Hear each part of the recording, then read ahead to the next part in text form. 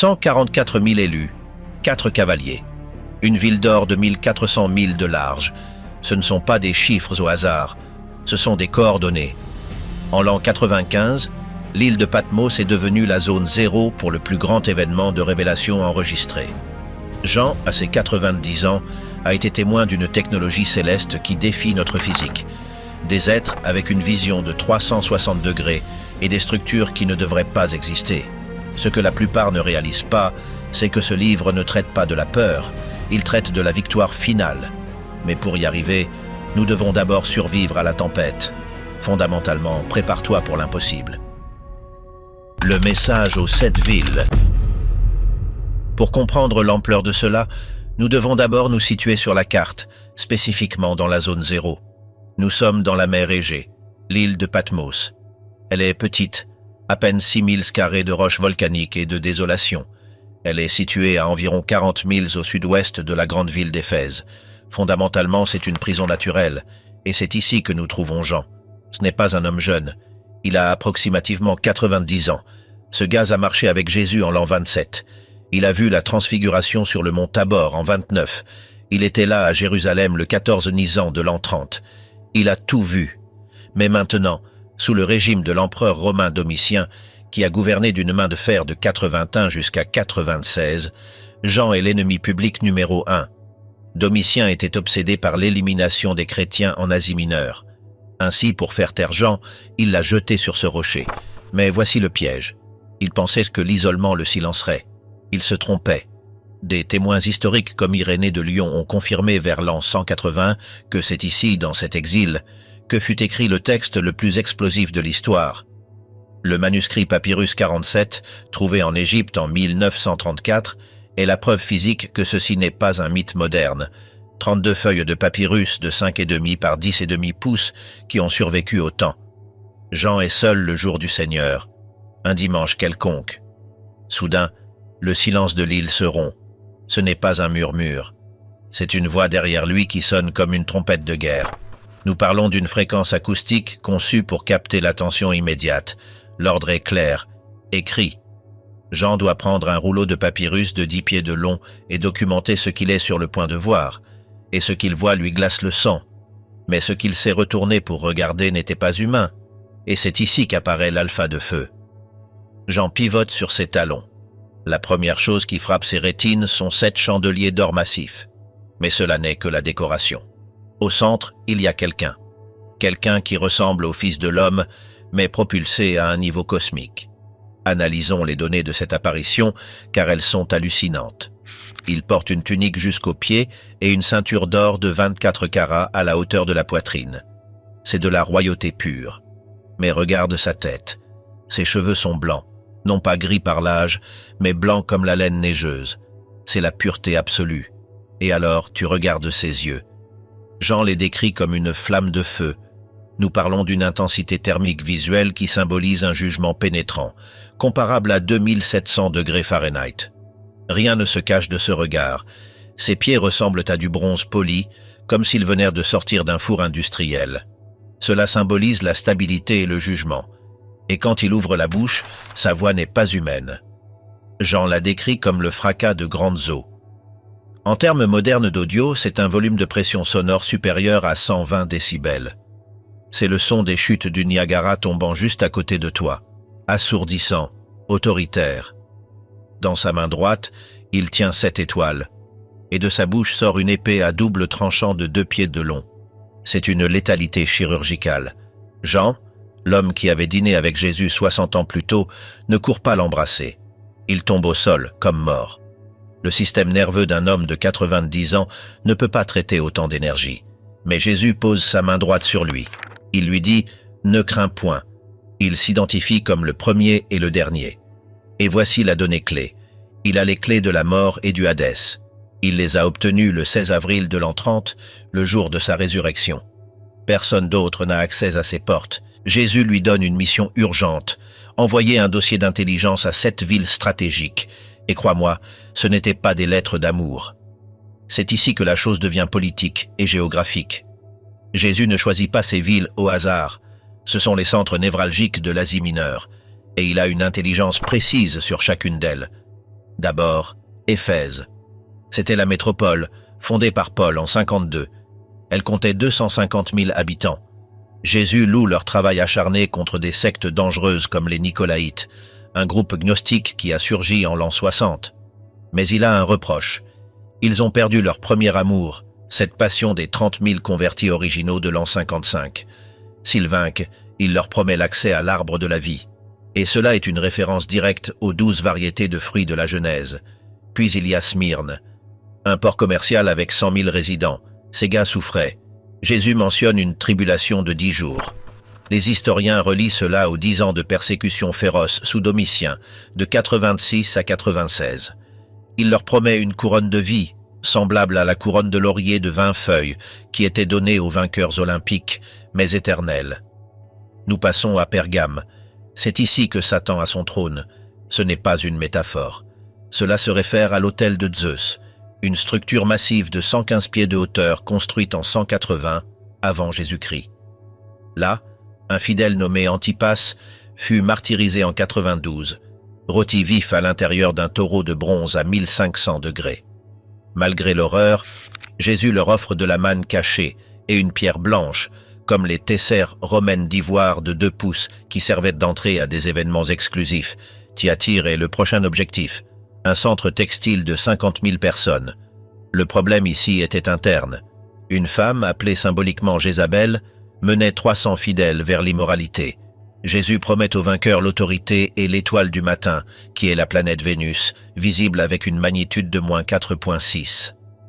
Sardes, ancienne capitale. Elle avait de la renommée, mais était morte à l'intérieur. Sur 60 000 habitants, seulement environ 100 étaient des fidèles purs. Jésus promet des vêtements blancs, du lin égyptien de la plus haute qualité, de 200 fils pour les dignes. Philadelphie, une petite ville agricole de 30 000 personnes. Jésus leur ouvre une porte que personne ne peut fermer. Il leur promet la protection contre l'heure de l'épreuve, se référant à la tribulation globale de 7 ans prédite par Daniel. Et finalement Laodicée, le centre bancaire. Ils avaient des aqueducs de 6 000 de long, mais l'eau arrivait tiède. Jésus utilise leur propre géographie contre eux. « Parce que tu es tiède, je te vomirai de ma bouche ». Comme les eaux thermales de 40 degrés Celsius de la ville voisine de Hiérapolis. Il leur conseille d'acheter de l'or affiné à 2200 degrés. Le message était envoyé, mais alors la caméra change d'angle vers la salle de contrôle de l'univers, et ce qu'elle trouve là-haut défie toute logique humaine. Chapitre 4. Jean voit une porte ouverte dans le ciel. Il monte. Et la première chose qu'il voit est un trône. Mais ce n'est pas de bois ni de fer. Celui qui est assis brille comme des pierres précieuses de jaspe et de sardoine. Ces pierres ont une dureté de 7 sur l'échelle de Meaux. Il y a un arc-en-ciel autour du trône, mais il est vert émeraude, embrassant 120 degrés de vision.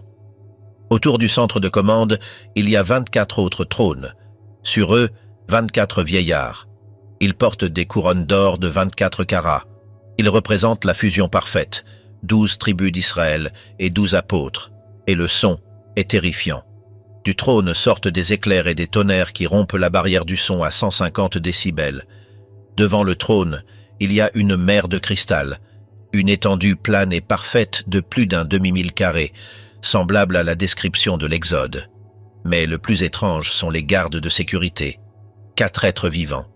Ils ont des yeux tout autour de leur corps, une vision de 360 degrés. Rien ne leur échappe. Le premier ressemble à un lion avec une crinière de 20 pouces. Le deuxième a un veau de 1100 livres. Le troisième a une face d'homme d'environ 5 pieds et 10 pouces. Le quatrième est comme un aigle en vol avec une envergure de 10 pieds. Chacun a 6 ailes et ils ne se reposent pas. Ils répètent une séquence audio continue, 24 heures par jour. Saint, Saint, Saint. Ils glorifient le créateur d'un univers qui a 4,5 milliards d'années terrestres. L'atmosphère est électrique, mais alors l'attention se centre sur un objet qui changera le destin de la Terre, le rouleau des 7 sceaux. Chapitre 5. Dans la main droite de celui qui est sur le trône, il y a un rouleau. Il est écrit en dedans et en dehors. Cela est inhabituel. Normalement, les rouleaux n'étaient écrits que d'un côté. Celui-ci a tellement d'informations qu'il déborde. Il mesure environ 15 pieds de déroulé. Mais il y a un problème. Il est scellé de 7 sceaux de cire romaine, Ce n'est pas un document public. C'est le titre de propriété de la terre, et il est verrouillé. Un ange puissant demande à grands cris « Qui est digne d'ouvrir le livre ?» Silence. 10 milliards d'anges observent. Personne dans le ciel, personne sur la terre, personne sous la terre, personne n'a les références. Jean, accablé par le désespoir que le plan de Dieu s'arrête, commence à pleurer. Mais l'un des vieillards lui dit « Ne pleure point. Regarde de nouveau. Voici le lion de la tribu de Juda, la racine de David. » Mais quand Jean regarde, il ne voit pas un lion.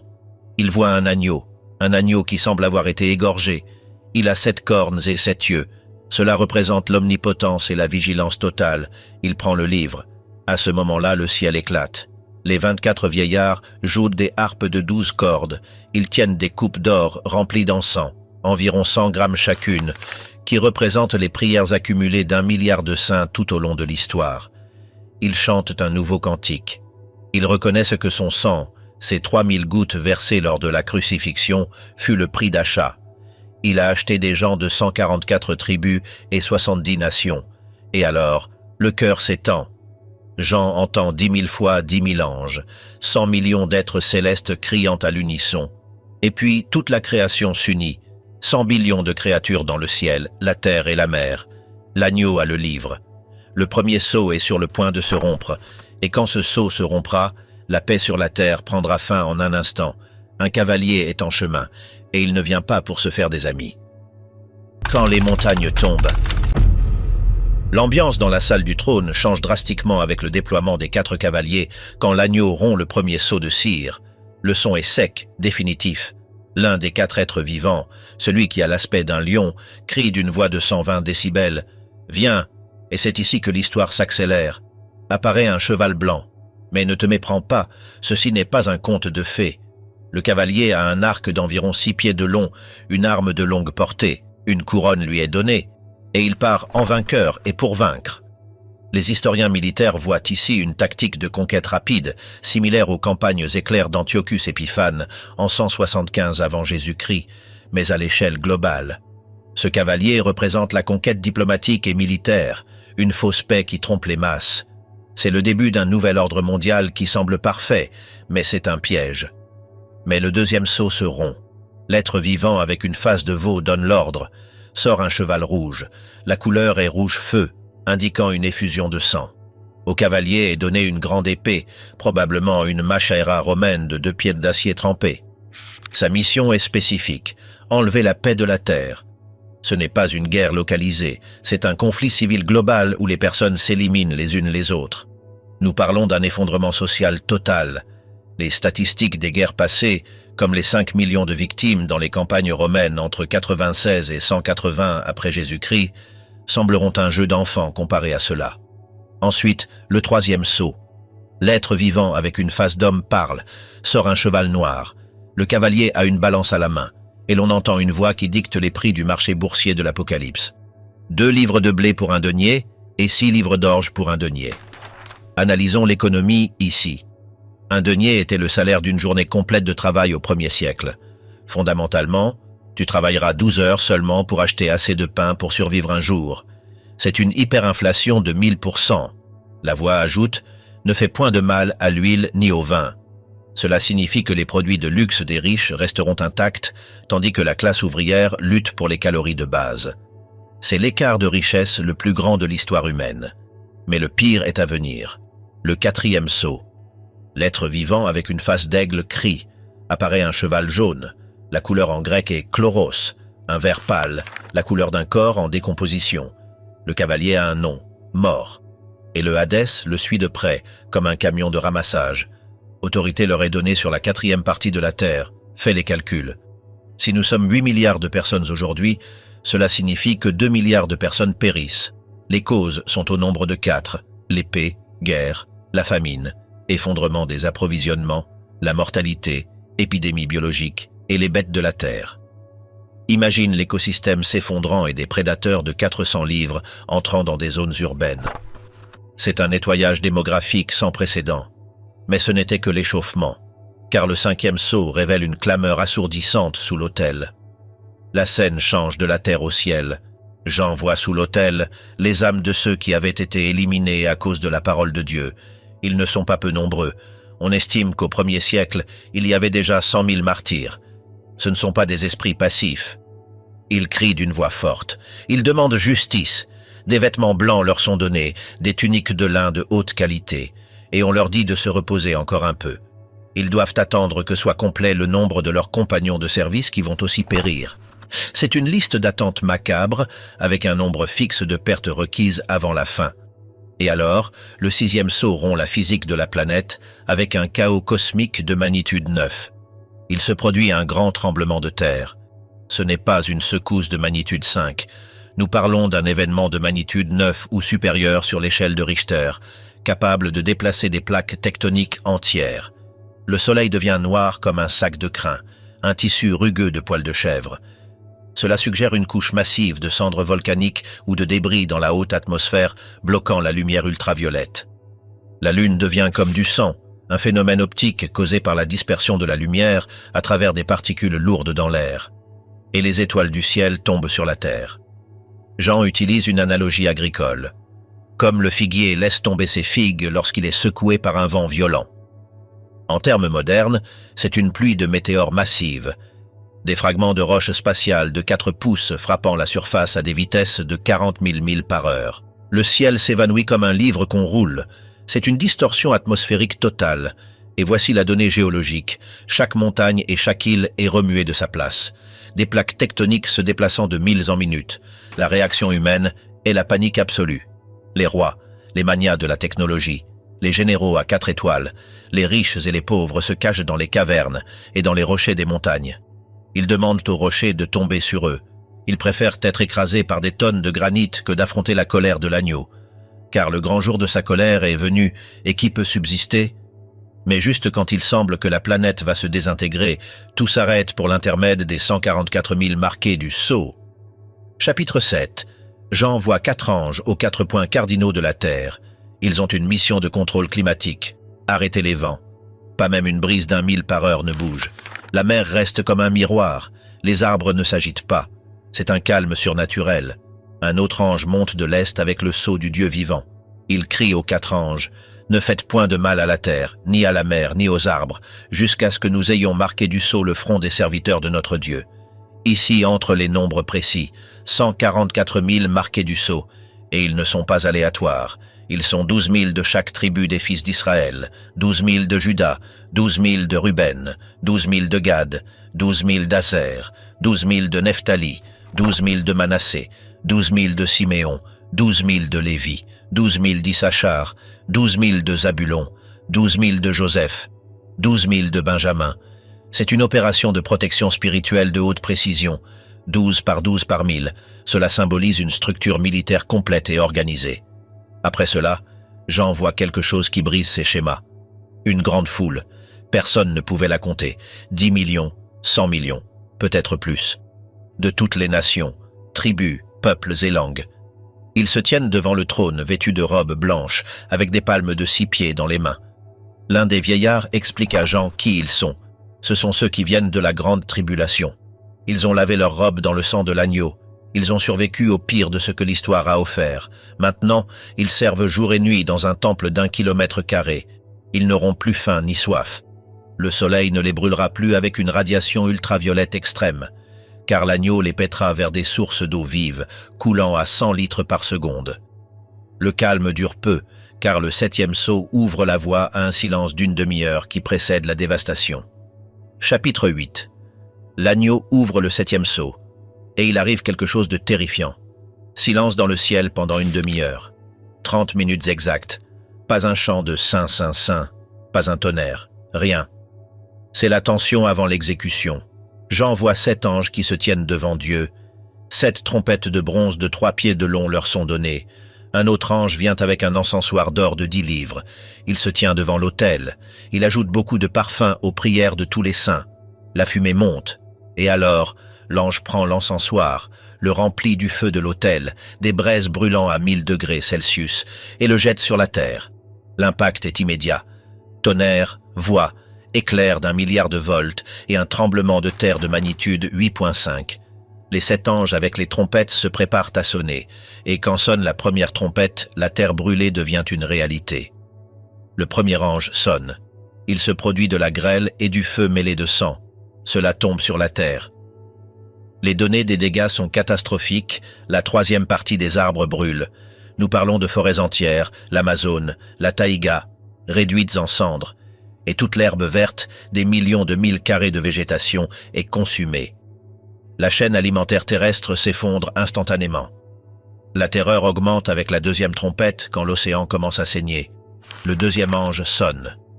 Quelque chose comme une grande montagne brûlant par le feu est jeté dans la mer. Les astrophysiciens décriraient cela comme un impact d'astéroïdes massifs dans l'océan. Le résultat, la 3e partie de la mer devient du sang.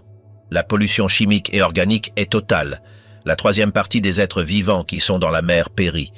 100 milliards de créatures marines flottent mortes. Et la 3e partie des navires est détruite. 100 000 bateaux commerciaux, pétroliers et porte-avions coulent.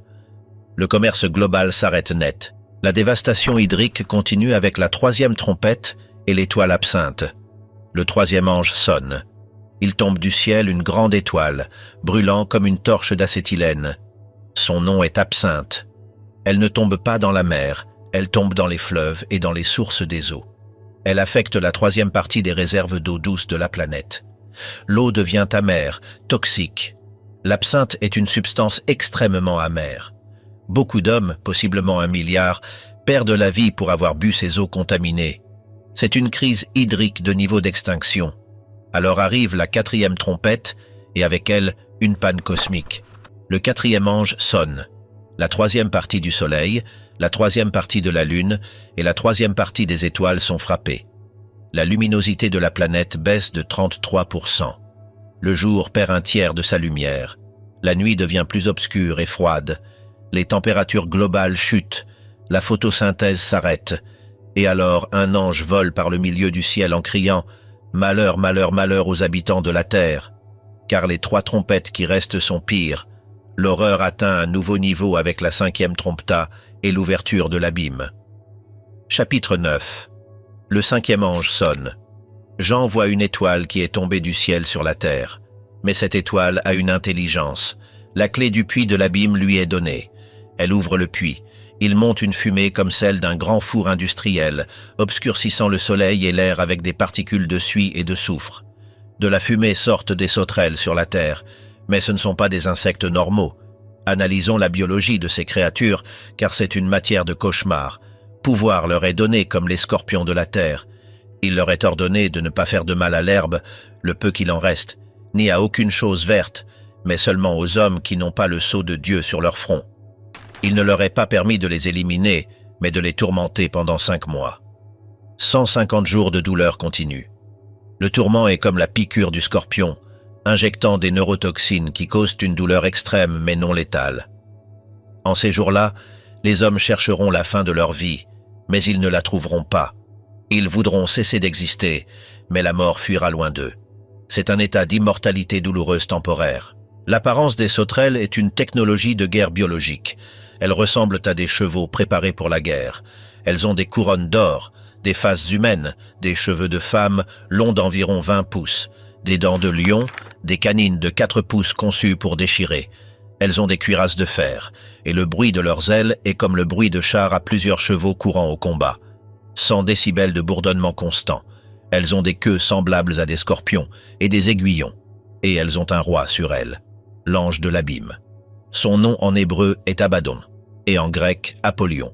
Cela signifie le destructeur. Le premier malheur est passé, il en reste 2. Finalement sonne la 6e trompette, libérant une armée de 200 millions. Le 6e ange sonne. Jean entend une voix venant des 4 cornes de l'autel d'or. Elle ordonne « Délie les 4 anges qui sont liés sur le grand fleuve Euphrate ». Ce fleuve de 1100 milles de long a été la frontière historique d'empires anciens. Maintenant, 4 entités puissantes sont libérées.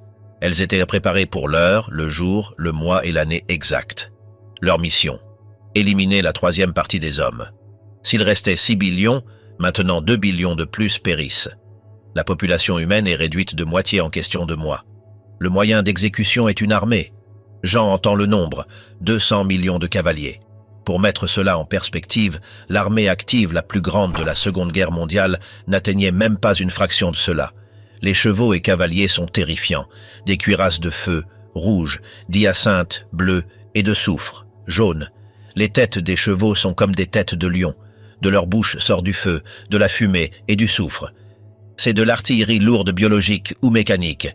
Par ces trois plaies, la troisième partie des hommes fut éliminée. Le pouvoir des chevaux est dans leur bouche et dans leur queue, car leur queue, semblable à des serpents, a des têtes, et c'est avec elles qu'ils font du mal. Et voici la donnée la plus triste de toutes.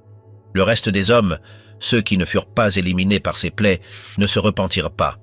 Ils continuèrent d'adorer les démons et les images d'or, d'argent, de bronze, de pierre et de bois, des matériaux inertes qui ne peuvent ni voir, ni entendre, ni marcher. Ils ne se repentirent pas de leurs meurtres, ni de leurs enchantements. Le mot grec est pharmakeia, lié aux drogues, ni de leur fornication, ni de leur vol.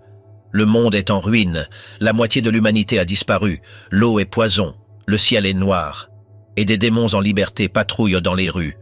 Mais juste quand tu penses avoir tout vu, apparaît un ange avec un petit livre à la main, et ce que Jean doit faire avec ce livre est indigeste.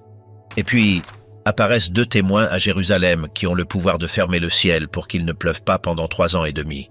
Fondamentalement, 2 hommes contre l'empire de l'Antéchrist. Veux-tu savoir qui gagne ce combat de rue surnaturel? Donne un like, abonne-toi et prépare-toi, car dans la partie 3, la bête monte de l'abîme et la marque du 666 devient obligatoire pour acheter une barre de pain. Tu ne voudras pas manquer cette donnée. 1260 jours de résistance. La scène change drastiquement quand Jean voit descendre du ciel l'agent du petit livre, un autre ange puissant.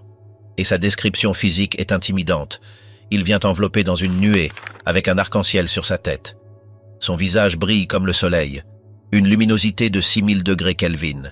Ses jambes sont comme des colonnes de feu de 6 pieds de haut. Ce qu'il fait est un acte de réclamation territoriale. Il pose son pied droit sur la mer et le gauche sur la terre. C'est une posture de domination globale. Il tient dans sa main un petit livre ouvert. Il crie d'une voix forte, comme rugit un lion, dépassant les 110 décibels. Et quand il crie, 7 tonnerres émettent leur voix. Jean prépare sa plume pour écrire, mais une voix du ciel lui donne un ordre de classification. Scelle ce qu'ont dit les 7 tonnerres et ne l'écrit pas. Il y a des informations si sensibles qu'elles demeurent classées top secret, même maintenant. L'ange jure par le Créateur du ciel, de la terre et de la mer que le temps n'existerait plus. Le compte à rebours s'est arrêté. Dans les jours de la voix du 7e ange, le mystère de Dieu se consommera. La voix dit à Jean, « Va, prends le petit livre. » Jean s'approche de l'ange géant. Il lui demande le livre. L'ange lui dit, « Prends-le et mange-le. » L'instruction est spécifique. Il sera amer à ton ventre, mais dans ta bouche, il sera doux comme du miel. Jean le mange. Dans la bouche, il a un goût de miel de 500 grammes de pureté. C'est la douceur de la parole de Dieu. Mais dès qu'il arrive à l'estomac, il devient acide, un pH de 1, causant de la douleur. Connaître le futur est une charge lourde. Il lui est dit, « Il faut que tu prophétises de nouveau sur beaucoup de peuples, de nations, de langues et de rois. » La mission de Jean redémarre avec des données de niveau géopolitique. Jean reçoit un ordre de redémarrer sa prophétie et cela nous mène directement à la zone de conflit des 2 témoins à Jérusalem. Chapitre 11. Jean reçoit un roseau à mesurer, semblable à une perche de 10 pieds. Il lui est ordonné de mesurer le temple de Dieu, l'autel, et ceux qui y adorent. Cela implique que, à ce point du futur, le 3e temple à Jérusalem est déjà construit et opérationnel. Mais il y a un avertissement territorial. Le parvis qui est en dehors du temple, laisse-le de côté et ne le mesure pas, car il a été donné aux nations. Elles fouleront la ville sainte, Jérusalem, pendant 42 mois. Fais les mathématiques. 42 mois font 1260 jours, 3 ans et demi exacts d'occupation militaire étrangère, et ici entre les agents spéciaux de Dieu. Je donnerai à mes 2 témoins de prophétiser pendant 1260 jours. Ils sont vêtus de sacs, des vêtements de deuil rugueux. Ce sont les 2 oliviers et les 2 chandeliers qui se tiennent devant le Dieu de la terre. Leurs capacités défensives sont une technologie de pointe divine. Si quelqu'un veut leur faire du mal, du feu sort de leur bouche et dévore leurs ennemis. Ils n'ont pas besoin de garde du corps, ce sont des lance-flammes humains. Si quelqu'un tente de les éliminer, il doit être éliminé de la même manière. Ils ont pouvoir sur la météorologie. Il ferme le ciel pour qu'il ne pleuve pas pendant les jours de leur prophétie. 3 ans et demi de sécheresse absolue au Moyen-Orient. L'eau devient la ressource la plus chère de la planète. Ils ont pouvoir sur les eaux pour les changer en sang, et ils peuvent frapper la terre de toutes sortes de plaies chaque fois qu'ils le voudront. Mais comme tout dans cette guerre, ils ont une limite de temps.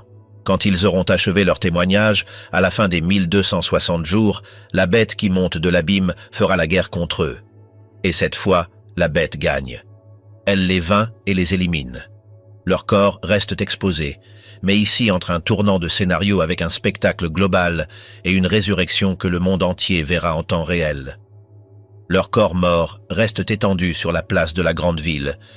Jean identifie l'emplacement géographiquement, qui se nomme spirituellement Sodome et Égypte, la même où notre Seigneur a été crucifié. C'est Jérusalem. Et ici, entre la technologie moderne, et des hommes d'entre les peuples, les tribus, les langues et les nations verront leurs cadavres pendant 3 jours et demi. Pour que toutes les nations voient quelque chose en temps réel, tu as besoin de satellites, d'Internet et d'une diffusion en direct de 24 heures. Le monde entier observe les corps en décomposition. On ne permet pas qu'ils soient ensevelis. C'est une fête globale. Les habitants de la Terre se réjouissent à leur sujet. Ils sont dans l'allégresse. Ils s'envoient des présents les uns aux autres, comme lors d'un Noël tordu. Pourquoi? Parce que ces 2 prophètes avaient tourmenté les habitants de la terre par des sécheresses et des plaies. Mais voici le tournant du scénario. Après 3 jours et demi, l'esprit de vie venant de Dieu entre en eux. Ils se tiennent sur leurs pieds, en direct, à la télévision globale. La terreur tombe sur les spectateurs, une peur paralysante de niveau 10, et ils entendent une voix forte du ciel. « Montez ici !» Ils montèrent au ciel dans la nuée, et leurs ennemis les virent. Sans trucage de caméra. Ascension physique. À cette heure-là, il y eut un grand tremblement de terre. La 10e partie de la ville de Jérusalem s'écroula. Les statistiques des pertes sont précises. 7000 hommes moururent. Les autres furent effrayés et donnèrent gloire au Dieu du ciel. Le second malheur est passé. Le 3e malheur vient vite. Pendant que cela arrive sur la terre, dans l'espace éclate la guerre des étoiles entre Michel et le dragon. Chapitre 12. Un grand signe apparaît dans le ciel. Une femme enveloppée du soleil, avec la lune sous ses pieds, et sur sa tête une couronne de 12 étoiles. Elle est enceinte, et elle crie, étant en travail. Symboliquement, elle représente Israël produisant le Messie. Et un autre signe apparaît, un grand dragon rouge feu. Il a 7 têtes et 10 cornes. Sur ses têtes, 7 diadèmes. Sa queue entraîne la 3e partie des étoiles du ciel et les jette sur la terre. Cela confirme qu'un tiers des anges originaux se sont joints à la rébellion de Lucifer. Le dragon se tient devant la femme pour dévorer son enfant dès qu'il sera né. Elle enfante un fils mâle, destiné à gouverner toutes les nations avec une verge de fer. L'enfant est enlevé vers Dieu et vers son trône. La femme s'enfuit dans le désert. Elle a un lieu préparé par Dieu pour y être nourrie pendant 1260 jours. Encore une fois, 3 ans et demi de protection dans un bunker divin, possiblement dans la zone rocheuse de Pétra, en Jordanie. Mais dans l'espace, la guerre éclate. Michel et ses anges combattent contre le dragon, et le dragon et ses anges combattent. Mais ils ne prévalent pas. On ne trouve plus de place pour eux dans le ciel. Le grand dragon est jeté dehors. Le serpent ancien, qui s'appelle le diable et Satan, celui qui séduit le monde entier. Il est jeté sur la terre, et ses anges sont jetés avec lui. On entend une voix forte dans le ciel. Maintenant est venu le salut, car il a été jeté dehors, l'accusateur de nos frères. Mais il y a un avertissement pour nous. Malheur aux habitants de la terre et de la mer, car le diable est descendu vers vous, animé d'une grande colère, sachant qu'il a peu de temps. Quand le dragon voit qu'il a été jeté sur la terre, il poursuit la femme. Mais on donne à la femme les 2 ailes du grand aigle. Elle s'envole au désert, vers son lieu. Là, elle est nourrie pendant un temps, des temps, et la moitié d'un temps. En langage prophétique, ceci est un an, plus 2 ans, plus un demi-an, 3 ans et demi. Le serpent jette de sa bouche de l'eau comme un fleuve après la femme pour l'engloutir. Mais la terre aide la femme. La terre ouvre sa bouche et engloutit le fleuve. Géologiquement, une fissure massive qui absorbe l'inondation. Le dragon s'irrite et s'en va faire la guerre au reste de sa postérité, ceux qui gardent les commandements de Dieu et qui ont le témoignage de Jésus-Christ. La persécution devient globale. Avec le dragon sur la terre, la persécution s'intensifie et surgit la bête de la mer, le dictateur définitif. Chapitre 13. Jean se tient sur le sable de la mer. Il voit monter de la mer une bête. Elle a 7 têtes et 10 cornes. Sur ses cornes, 10 diadèmes. Et sur ses têtes, un nom blasphématoire. Cette créature est une chimère génétique et politique. Elle était semblable à un léopard, vitesse de conquête comme l'Empire grec. Ses pieds étaient comme ceux d'un ours, force brute comme l'Empire Mède-Perse. Sa bouche comme une bouche de lion, autorité dévorante comme l'Empire babylonien. Et le dragon, Satan, lui donne sa puissance, son trône et une grande autorité. Jean voit l'une de ses têtes comme blessée à mort, un assassinat public, mais sa blessure mortelle est guérie. Le monde entier est dans l'admiration. Ils suivent la bête, ils adorent le dragon et ils adorent la bête en disant « Qui est semblable à la bête et qui pourra combattre contre elle ?» Ce n'est pas seulement un leader politique, c'est une idole militaire invincible.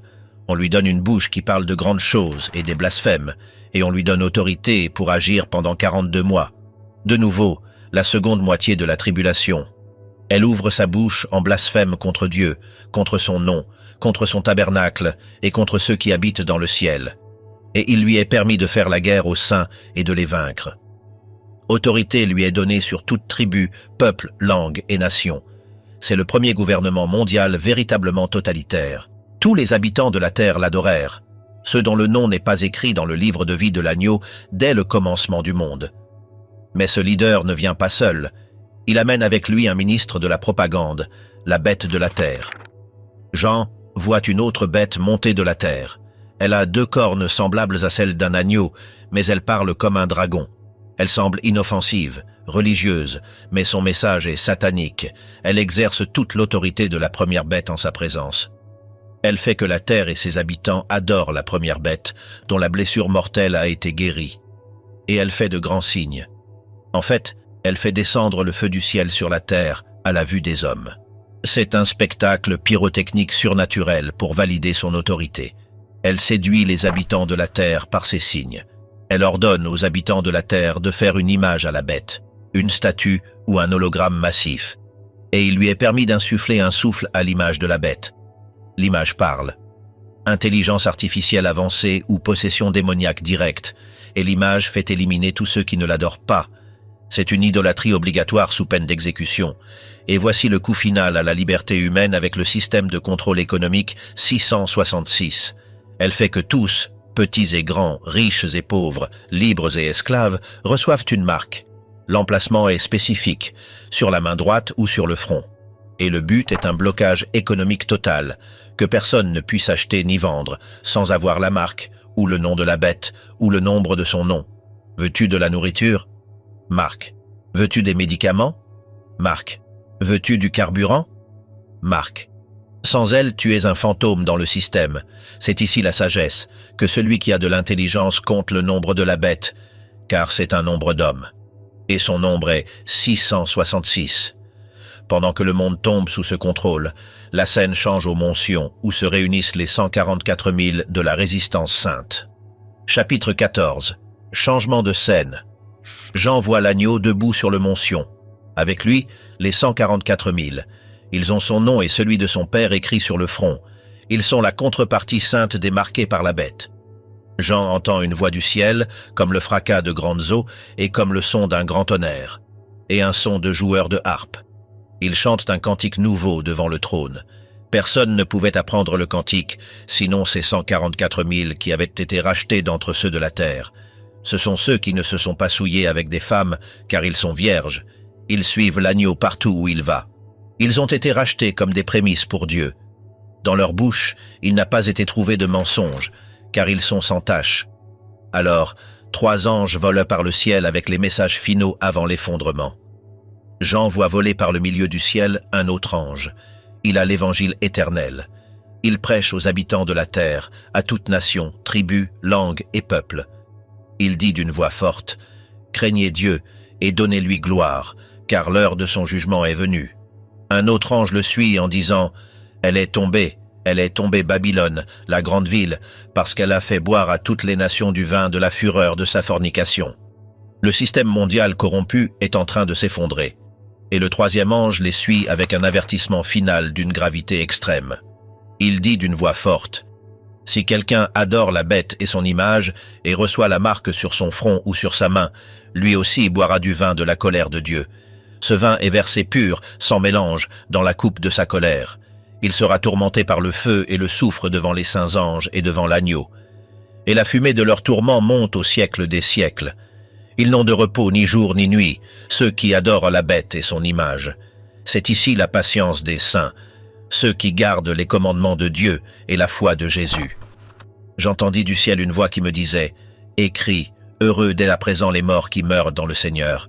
Oui, dit l'Esprit, ils se reposeront de leurs travaux, car leurs œuvres les suivent. » Les avertissements se terminent, et arrive le moment de l'exécution avec la moisson de la terre. Je regardais, et voici une nuée blanche. Et sur la nuée était assis quelqu'un qui ressemblait au Fils de l'homme. Il a sur sa tête une couronne d'or, et dans sa main une faucille tranchante, un outil de moisson de 3 pieds d'acier céleste. Et un autre ange sortit du temple, criant d'une voix forte à celui qui était assis sur la nuée. « Lance ta faucille et moissonne, car l'heure de moissonner est venue, car la moisson de la terre est mûre. » Et celui qui était assis sur la nuée lança sa faucille sur la terre, et la terre fut moissonnée. Un autre ange sortit du temple qui est dans le ciel, ayant lui aussi une faucille tranchante. Et un autre ange sortit de l'autel, celui qui avait pouvoir sur le feu. Et il appela d'une voix forte celui qui avait la faucille tranchante, en disant « Lance ta faucille tranchante, et vendange les grappes de la terre, car ses raisins sont mûrs. » L'ange lança sa faucille sur la terre, et vendangea la vigne de la terre. Et il jeta les raisins dans la grande cuve de la colère de Dieu, et la cuve fut foulée hors de la ville. Et de la cuve sortit du sang, mais pas une flaque. Le sang monta jusqu'aux morts des chevaux. Cela est une hauteur de 4 ou 5 pieds, et il s'étendit sur 1600 stades. Cela fait presque 200 000 de fleuves de sang. C'est un massacre de proportions bibliques, littéralement, mais ceci n'est que le prélude, car maintenant que la moisson est terminée, il reste les coupes de la colère. 7 coupes dorées remplies des plaies finales, et quand elles se répandront, il n'y aura aucun lieu sûr sur la planète. Les ulcères, la chaleur extrême et l'obscurité totale sont à un chapitre de distance. Veux-tu voir comment se termine l'empire de la bête? Donne un like, abonne-toi et ne manque pas la partie 4, où les coupes de la colère se vident et le fleuve Euphrate se tarit pour laisser place à la bataille finale, Armageddon. Le silence final. La scène se déplace de la moisson sanglante à un calme tendu dans le ciel, où s'active le protocole de clôture du temple. Chapitre 15. Jean voit un autre signe, grand et admirable. 7 anges. Ce ne sont pas des messagers communs. Ils tiennent les 7 plaies dernières. Le mot clé ici est « dernière ». Cela signifie « finale ». Avec celle-ci, la colère de Dieu se consomme. Il n'y a plus d'avertissement. Il n'y a plus de trompette. Seulement l'exécution. Jean voit une mer de verre mêlée de feu. Sur elle se tiennent les victorieux, ceux qui ont vaincu la bête, son image, sa marque et le nombre de son nom. Ils ont des harpes de Dieu. Ils chantent le cantique de Moïse, référence à Exode 15, après avoir traversé la mer Rouge, et le cantique de l'agneau. Leurs paroles sont spécifiques. Grandes et merveilleuses sont tes œuvres, justes et véritables sont tes voies.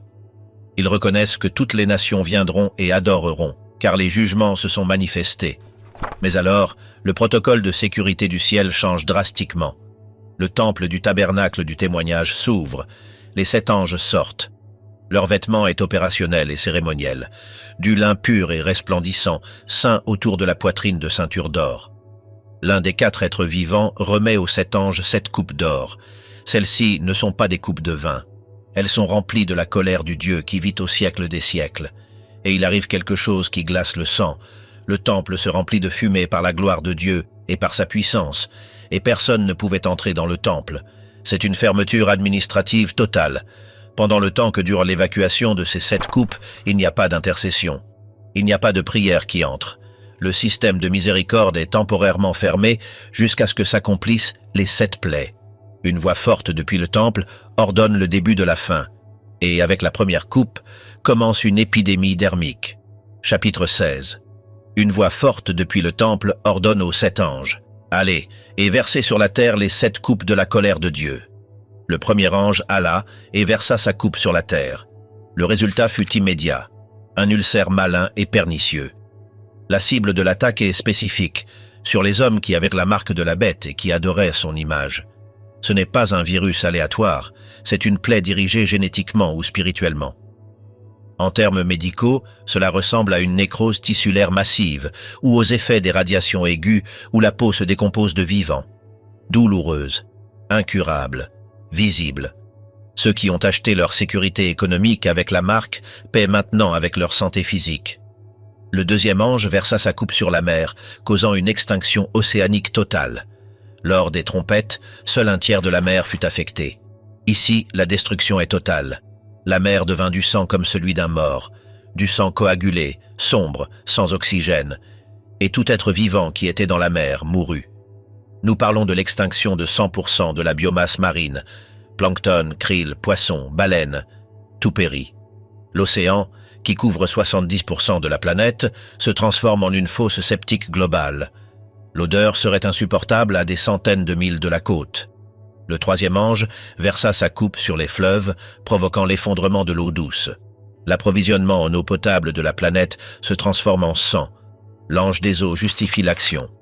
Tu es juste, ô Seigneur, parce qu'ils ont versé le sang des saints et des prophètes. Tu leur as aussi donné du sang à boire, car ils le méritent. C'est la loi du talion appliquée à l'échelle hydrologique.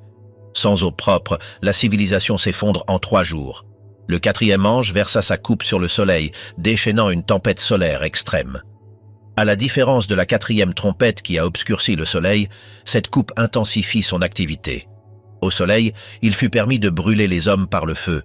Les astrophysiciens appelleraient cela une éjection de masse coronale, CME, de classe X dirigée directement vers la Terre, brisant la magnétosphère.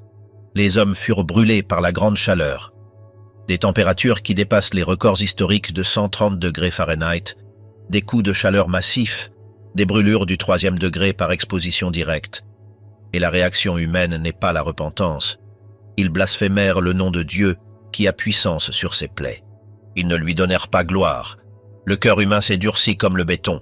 Le 5e ange versa sa coupe sur le trône de la bête, plongeant la capitale dans un blackout total. C'est une attaque directe contre le centre de commandement de l'Antéchrist. Son royaume se couvrit de ténèbres. C'est une obscurité physique et palpable, semblable à la plaie d'Égypte, mais aussi un effondrement du réseau électrique et de communication. Les gens se mordaient la langue de douleur. La combinaison des ulcères de la première coupe, de la soif de la 3e coupe et de la chaleur de la 4e coupe, ajoutée à l'obscurité totale, crée un scénario de cauchemar psychologique. Et malgré cela, ils blasphémèrent contre le Dieu du ciel à cause de leurs douleurs et à cause de leurs ulcères, et ils ne se repentirent pas de leurs œuvres. Le 6e ange versa sa coupe sur le grand fleuve Euphrate, ouvrant l'autoroute des rois. Ce fleuve, de 1700 milles de long, qui naît en Turquie et traverse la Syrie et l'Irak, est une barrière naturelle historique. L'eau se tarit. Le but est stratégique, pour que le chemin soit préparé aux rois de l'Orient. Cela facilite le mouvement de troupes terrestres massives depuis l'Asie vers Israël, et ici entre la propagande surnaturelle. Jean voit sortir de la bouche du dragon, de la bouche de la bête et de la bouche du faux prophète 3 esprits impurs semblables à des grenouilles. Ce sont des esprits de démons qui font des signes. Ils vont vers les rois de la terre dans le monde entier pour les rassembler pour la bataille de ce grand jour du Dieu Tout-Puissant. Le lieu du rassemblement a un nom en hébreu, Armageddon. Géographiquement, c'est la vallée de Megiddo ou la vallée de Jezréel en Israël. Une vaste plaine idéale pour des manœuvres militaires à grande échelle qui a vu des batailles depuis le pharaon Thoutmôsis, 3 au XVe siècle avant Jésus-Christ, jusqu'au général Allenby en 1918. Le 7e ange versa sa coupe dans l'air, causant le tremblement de terre définitif.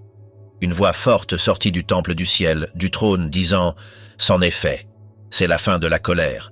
Alors il y eut des éclairs, des voix et des tonnerres, et un grand tremblement de terre. Un tremblement de terre si grand qu'il n'y en a jamais eu de pareil depuis que les hommes sont sur la terre. Les sismologues n'ont pas d'échelle pour cela. Ils dépassent probablement la magnitude 10 ou 11, brisant la croûte terrestre globalement. La grande ville, Jérusalem, fut divisée en 3 parties. Les villes des nations s'écroulèrent. New York, Londres, Tokyo, Shanghai. Les gratte-ciels s'effondrent comme des châteaux de sable, et la grande Babylone vint en mémoire devant Dieu pour lui donner la coupe du vin de la fureur de sa colère. La topographie de la planète change instantanément. Toute île s'enfuit. Hawaï, le Japon, les Philippines disparaissent sous des tsunamis massifs, et les montagnes ne furent pas trouvées. Les Alpes, les Andes, l'Himalaya sont nivelés. Et du ciel tomba sur les hommes une énorme grêle. Le poids de chaque pierre était d'un talent. Selon les mesures romaines, un talent fait approximativement 75 livres. Selon certaines estimations grecques, jusqu'à 100 livres.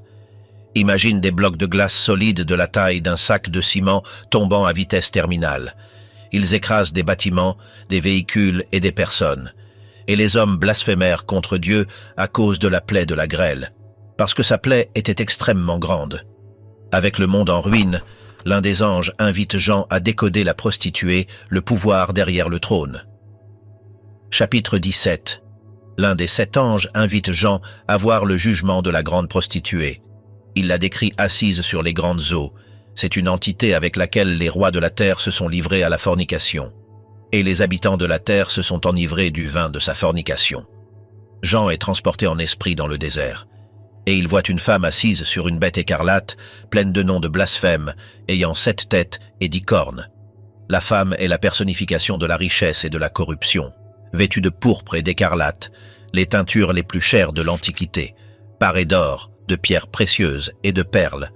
Elle tenait dans sa main une coupe d'or remplie d'abominations et de l'impureté de sa fornication. Et sur son front un nom écrit, un mystère, Babylone, la grande, la mère des prostituées et des abominations de la terre. Jean voit que la femme est ivre, mais pas de vin. Elle est ivre du sang des saints et du sang des martyrs de Jésus. Jean est dans l'étonnement. L'ange lui explique le mystère. La bête que tu as vue était, et elle n'est plus. Elle doit monter de l'abîme et aller à la perdition. Les 7 têtes sont 7 montagnes, sur lesquelles la femme est assise. Historiquement, Rome est connue comme la ville des 7 collines, mais l'ange ajoute, ce sont aussi 7 rois. 5 sont tombés. Possiblement l'Égypte, la Syrie, Babylone, la Mède-Perse, la Grèce. L'un existe, Rome au temps de Jean. Et l'autre n'est pas encore venu, et quand il sera venu, il doit durer peu de temps. Et la bête qui était et qui n'est plus est elle-même un 8e roi, et elle est d'entre les 7, et elle va à la perdition. Et les 10 cornes sont 10 rois qui n'ont pas encore reçu de royaume. Mais ils reçoivent autorité comme rois pendant 1 heure avec la bête. Ils ont un même dessein, donner leur puissance et leur autorité à la bête. Ceux-ci combattront contre l'agneau, et l'agneau les vaincra. Et ici vient la trahison politique. Les 10 cornes, les 10 leaders globaux, et la bête haïront la prostituée. Ils la rendront désolée et nue. Ils mangeront ses chairs et la brûleront par le feu. Dieu a mis dans leur cœur d'exécuter son dessein, d'être d'un même accord et de donner leur royaume à la bête. Et la femme que tu as vue est la grande ville qui a la royauté sur les rois de la terre. La vision continue avec la chute économique globale qui laisse les marchands dans la ruine absolue. Chapitre 18. Jean voit un autre ange descendre du ciel, ayant une grande puissance. La terre fut éclairée par sa gloire. Il cria d'une voix forte, « Elle est tombée, Babylone la grande. Elle est devenue une habitation de démons et un repère de tout esprit impur. Toutes les nations ont bu du vin de la fureur de sa fornication. Les marchands de la terre se sont enrichis par la puissance de son luxe. Une voix du ciel avertit le peuple de Dieu. Sortez du milieu d'elle, mon peuple, afin que vous ne participiez pas à ses péchés et que vous n'ayez pas de part à ses plaies. Ses péchés se sont accumulés jusqu'au ciel. Il est ordonné de lui rendre le double de ce qu'elle a donné. Autant elle s'est glorifiée et a vécu dans le luxe, autant donnez-lui de tourments et de deuil. Elle dit en son cœur, « Je suis assise en reine, et je ne suis point veuve, et je ne verrai point de deuil. C'est pourquoi, en un seul jour, ses plaies viendront, la mort, le deuil et la famine, et elle sera brûlée par le feu. Et ici commence le lamento économique le plus détaillé de l'histoire. Les rois de la terre qui se sont livrés avec elle à la fornication pleureront en voyant la fumée de son embrasement. Se tenant loin par crainte de son tourment, ils diront « Malheur, malheur, la grande ville, Babylone, la ville puissante, car en 1 heure ton jugement est venu. » 60 minutes pour l'effondrement total de la superpuissance mondiale. Les marchands de la terre pleurent et sont dans le deuil, parce que personne n'achète plus leurs marchandises. Jean énumère l'inventaire de l'économie globale qui vient de s'effondrer. C'est une liste de 28 catégories de produits. Or, argent, pierres précieuses, perles, biens d'investissement, fin lin, pourpre, soie, écarlate, industrie textile de luxe, toute espèce de bois odoriférant, tout objet d'ivoire, tout objet de bois très précieux, d'airain, de fer, de marbre, matériaux de construction et industrie lourde, cinnamome, parfum, encens, myrrhe, oliban, industrie cosmétique et pharmaceutique, vin, huile, fleurs de farine, blé, matières premières alimentaires, bœufs, brebis, chevaux, chars, transport et logistique, esclaves, âmes d'hommes, trafic humain et main-d'œuvre. Les fruits que ton âme convoitait se sont éloignés de toi. Toutes les choses délicates et magnifiques sont perdues pour toi et tu ne les trouveras plus jamais. Les marchands de ces choses se tiendront loin par crainte de son tourment, pleurant et disant « Malheur, malheur !» La grande ville, qui était vêtue de fin lin, de pourpre et d'écarlate, et parée d'or, de pierres précieuses et de perlas. Car en 1 heure, tant de richesses ont été consumées. Et tout pilote, et tous ceux qui naviguent, et les marins, et tous ceux qui travaillent sur la mer, l'industrie navale globale, se tinrent loin. Et voyant la fumée de son embrasement, ils s'écrièrent, disant « Quelle ville était semblable à la grande ville ?» Ils jetèrent de la poussière sur leur tête, car en 1 heure elle a été désolée. Réjouis-toi sur elle, ciel, et vous, saints apôtres et prophètes, car Dieu vous a fait justice en elle. Pour sceller ce destin, un ange puissant réalise l'acte final qui fait taire la grande ville pour toujours. Un ange puissant prit une pierre, comme une grande meule, un rocher circulaire de centaines de livres. Il la jeta dans la mer, disant « C'est ainsi que Babylone, la grande ville, sera précipitée avec violence, et elle ne sera plus trouvée. Le silence culturel et social sera absolu. La voix des joueurs de harpe, des musiciens, des joueurs de flûte et des trompettes ne sera plus entendue en toi. » Fin de l'industrie du divertissement. Aucun artisan d'un métier quelconque ne sera plus trouvé en toi. Fin de la manufacture. Le bruit de la meule ne sera plus entendu en toi.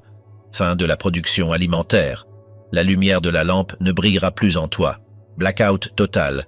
La voix de l'époux et de l'épouse ne sera plus entendue en toi. Fin de la vie familiale et sociale. La raison du jugement est double. Premièrement, parce que tes marchands étaient les grands de la terre, car par tes enchantements toutes les nations ont été séduites. Deuxièmement, et plus important, en elle a été trouvé le sang des prophètes et des saints, et de tous ceux qui ont été éliminés sur la terre. Le système mondial est tombé. La terre est en ruine par les tremblements de terre et la grêle. Les armées sont rassemblées à Armageddon. La bête et les 10 rois sont prêts à combattre contre ce qui vient du ciel. Et ce qui vient du ciel n'est pas un diplomate, c'est un général. Veux-tu voir comment se termine la plus grande guerre de tous les temps? Veux-tu voir le cavalier du cheval blanc aux yeux de feu fouler la cuve de la colère? Donne un like, abonne-toi et active la cloche pour la partie finale. Le roi des rois descend dans la partie 5 et tu ne voudras pas manquer le dénouement de l'histoire humaine. Ne touche pas au code. Alors que la fumée de Babylone monte de la terre, le ciel change de fréquence avec une célébration au centre de commandement. Chapitre 19. Jean entend une voix forte d'une grande multitude dans le ciel. Ce n'est pas un murmure, c'est un chœur massif de millions d'êtres criant « Alléluia ». La raison est judiciaire, parce que ses jugements sont véritables et justes, car il a jugé la grande prostituée qui corrompait la terre, et il a vengé le sang de ses serviteurs. La fumée d'elle monte au siècle des siècles, c'est une destruction permanente. Les 24 vieillards et les 4 êtres vivants se prosternent, et une voix sort du trône. Louez notre Dieu, vous tous ses serviteurs. Alors le son s'amplifie. Jean le décrit comme la voix d'une grande multitude, comme le fracas de grandes eaux, et comme la voix de grands tonnerres. 150 décibels d'adoration pure. L'annonce est claire. Les noces de l'agneau sont venues, et son épouse s'est préparée. L'épouse, les saints, s'est vêtue de fin lin, pur et resplendissant. Le texte spécifie ce qu'est ce tissu. Le fin lin, ce sont les actions justes des saints. Ce n'est pas un tissu physique, c'est le registre accumulé de la justice humaine rachetée. Ensuite, le ciel s'ouvre et se produit le débarquement du roi, opération ciel ouvert. Puis je vis le ciel ouvert, et voici un cheval blanc. Cette fois, ce n'est pas le faux pacificateur du chapitre 6 avec un arc. Ce cavalier a des noms de code militaire, fidèle et véritable. Sa mission, avec justice, il juge et il combat. Ses spécifications physiques sont terrifiantes. Ses yeux sont comme une flamme de feu. Vision thermique et pénétrante de 2700 degrés. Sur sa tête, il y a beaucoup de diadèmes. Pas une couronne, mais de multiples, symbolisant la souveraineté absolue sur chaque nation existante. Il a un nom écrit que personne ne connaît, si ce n'est lui-même. Un niveau de classification de sécurité au-dessus de top secrète. Il est vêtu d'un vêtement teint de sang. Son nom est la parole de Dieu. Et il ne vient pas seul.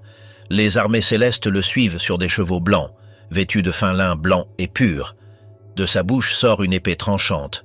Une lame à double tranchant pour frapper les nations. La règle d'engagement est claire. Il les gouvernera avec une verge de fer, tolérance zéro.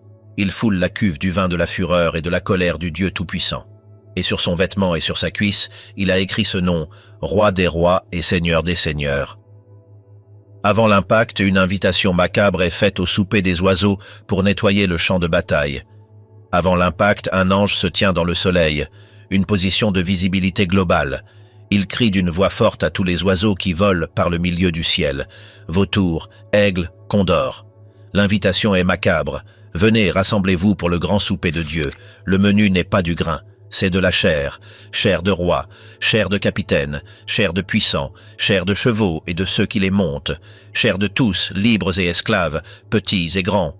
C'est une opération de nettoyage biologique massive après la bataille. Les armées sont rassemblées, mais ce qui suit dans la bataille d'Armageddon n'est pas un combat prolongé, c'est une exécution sommaire. Je vis la bête, les rois de la terre et leurs armées, rassemblés pour faire la guerre à celui qui montait le cheval et à son armée. Mais il n'y a pas de bataille prolongée, il n'y a pas de siège. La bête fut prise, et avec elle le faux prophète qui avait fait devant elle les signes par lesquels il avait séduit ceux qui avaient reçu la marque de la bête. Tous deux furent jetés vifs dans un étang de feu qui brûle avec du soufre. Nous parlons d'une immersion immédiate dans du magma volcanique ou du plasma à des températures supérieures à 1000 degrés Celsius, mais avec une nature spirituelle éternelle. Et les autres, les millions de soldats rassemblés à Megiddo, furent éliminés par l'épée qui sortait de la bouche de celui qui montait le cheval. Et tous les oiseaux se rassasièrent de leur chair. Avec la bête éliminée, commence le millénium, une ère de prison de haute sécurité pour l'ancien ennemi. Chapitre 20. Un ange descend du ciel. Il a la clé de l'abîme et une grande chaîne dans sa main. Il saisit le dragon, le serpent ancien qui est le diable et Satan. Il le lie pour 1000 ans. Il le jette dans l'abîme, l'y enferme et met un sceau sur lui. L'objectif, afin qu'il ne séduise plus les nations jusqu'à ce que 1000 ans soient accomplis. C'est un blocage d'information total. Aucune influence démoniaque sur la terre pendant un millénaire. J'envoie des trônes. S'assirent sur eux ceux qui reçurent le pouvoir de juger. Et il voit les âmes de ceux qui avaient été décapités à cause du témoignage de Jésus et à cause de la parole de Dieu. Ceux qui n'avaient pas adoré la bête ni son image. Ils vécurent et régnèrent avec Christ 1000 ans. C'est la première résurrection. Le reste des morts ne revint point à la vie jusqu'à ce que 1000 ans soient accomplis. Heureux et saint celui qui a part à la première résurrection. La seconde mort n'a point de pouvoir sur eux, mais ils seront prêtres de Dieu et de Christ. Quand les 1000 ans seront accomplis, il y aura une ultime rébellion de Gog et Magog qui se termine en un instant. Quand les 1000 ans seront accomplis, Satan sera relâché de sa prison. Il sortira pour séduire les nations qui sont aux 4 coins de la terre, Gog et Magog, référence à Ézéchiel 38. Il les rassemble pour la bataille. Leur nombre est comme le sable de la mer. Ils montèrent sur toute l'étendue de la terre. Ils entourèrent le camp des saints et la ville bien-aimée, Jérusalem restaurée. Mais il n'y a pas de combat au corps à corps. De Dieu descendit du feu du ciel et les consuma. Une attaque orbitale divine instantanée. Et le diable qui les séduisait fut jeté dans l'étang de feu et de soufre, où étaient la bête et le faux prophète. Et ils seront tourmentés jour et nuit au siècle des siècles. Le mal ayant été éradiqué, le grand trône blanc est établi pour un audit médico-légal final de chaque âme. Je vis un grand trône blanc et celui qui était assis dessus. La terre et le ciel s'enfuirent de devant lui, et il ne fut plus trouvé de place pour eux. La réalité physique telle que nous la connaissons se désintègre. Je vis les morts, les grands et les petits, debout devant Dieu. Et des livres furent ouverts, les registres de chaque vie humaine, chaque action, chaque mot, chaque pensée, données stockées dans le nuage divin.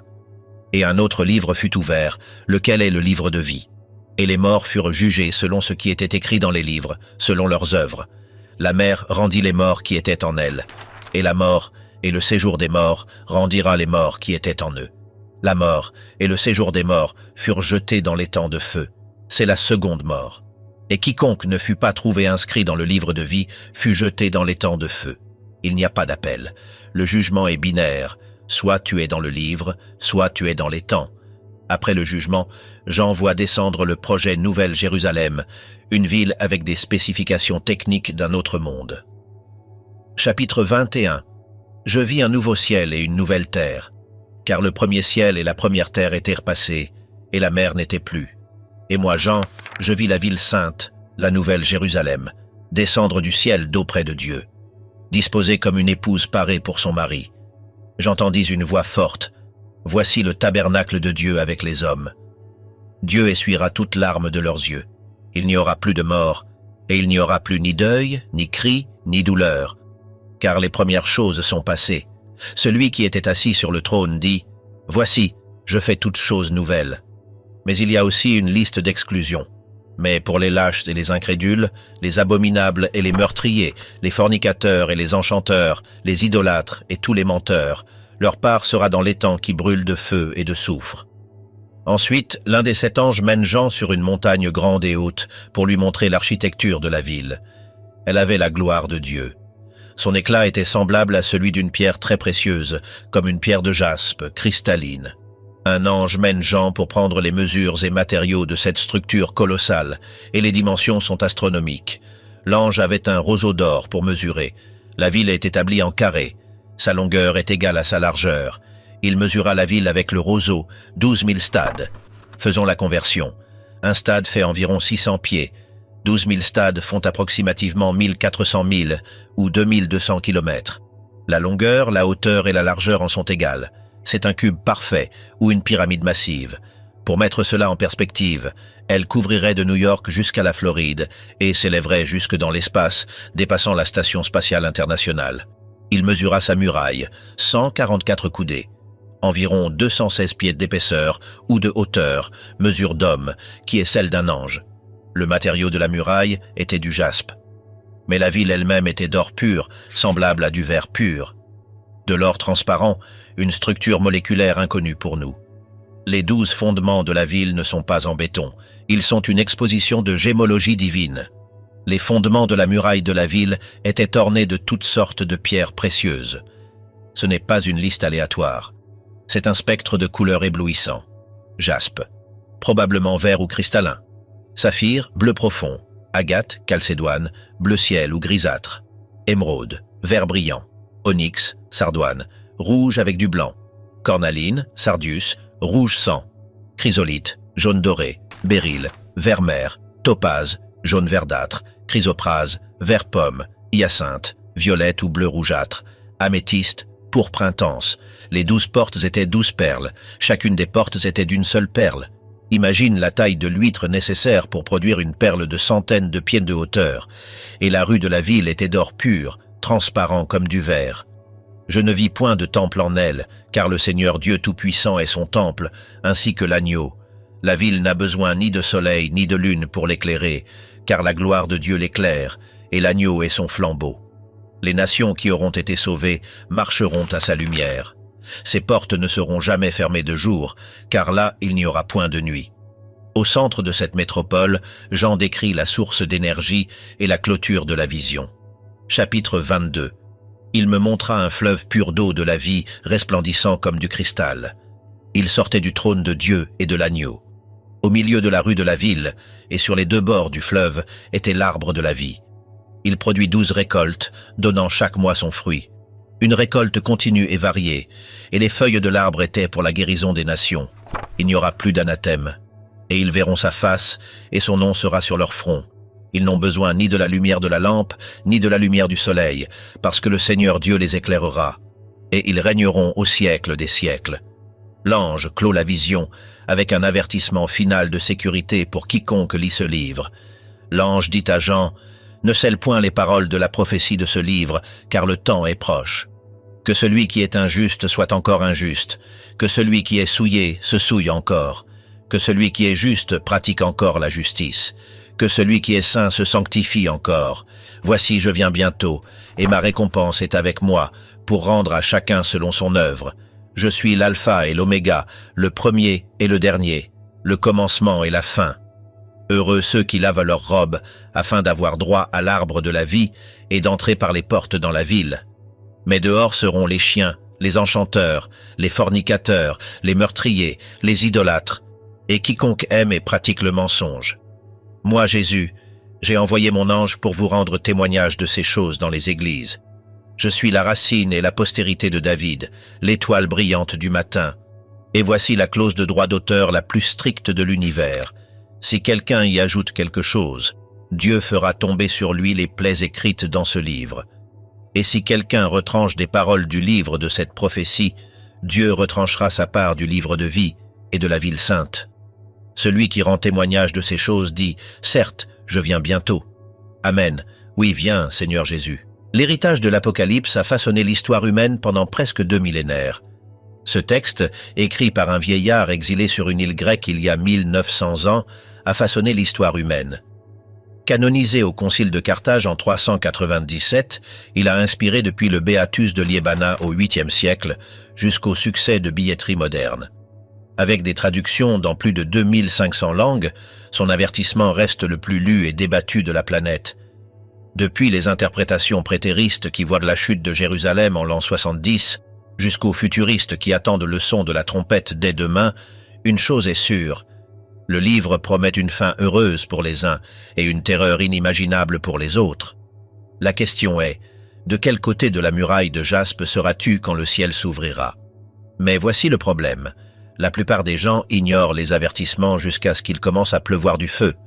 Et la question controversée que personne ne veut trancher est, si le système de la marque 666 était implémenté demain sous l'excuse de la sécurité globale et de l'accès à la nourriture, aurais-tu le courage de mourir de faim plutôt que d'accepter le code, ou rejoindrais-tu la file pour survivre? Si ce voyage à travers la fin des temps t'a ouvert les yeux, détruis ce bouton like, abonne-toi pour plus d'immersion profonde dans les mystères anciens et commente ci-dessous. Crois-tu que nous vivons déjà les douleurs de l'enfantement? On se voit dans la prochaine vidéo.